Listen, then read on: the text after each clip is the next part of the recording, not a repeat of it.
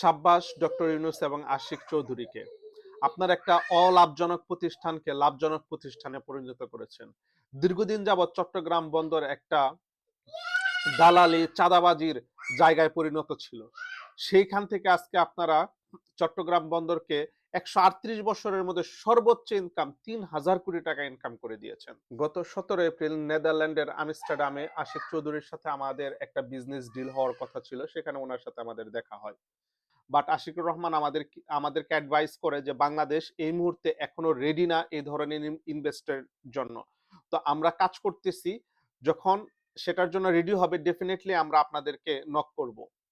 তো ওনার এই কথা শুনে আমার ডিরেক্টর খুব খুশি হন এবং উনি বলেন যে বাঙালিরা অনেক অনেস্ট এবং তারা খুব সততার সাথে কাজ করে এবং আমরা একটা এগ্রিমেন্টে পৌঁছাই মৌখিকভাবে যদি সেরকম একটা সুযোগ আসে ডেফিনেটলি আমরা বাংলাদেশে ট্রান্সপোর্ট ডিপার্টমেন্টে ইনভেস্ট করব।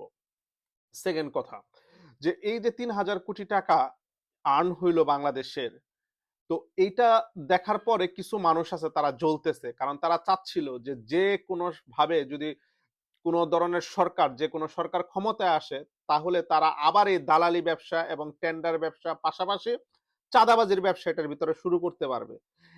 যার কারণে অনেকেই বাধা দিচ্ছিল যে কোনোভাবেই এই বন্দরটাকে বিদেশি কোনো ভালো সোসাইটির হাতে তুলে দেওয়া যাবে না। তো আমি ডক্টর ইউনূসের সাহসিকতা এবং দৃঢ় ডিসিশনের জন্য তাকে আমি ধন্যবাদ জানাইতে চাই। সবাই ভালো থাকবেন এবং এরকম ভালো ভালো কাজ যেন বাংলাদেশে আরো হয়, যে সরকারই আসুক বাট বাংলাদেশের জন্য যেন কাজ করে। ওকে, আল্লাহ হাফেজ।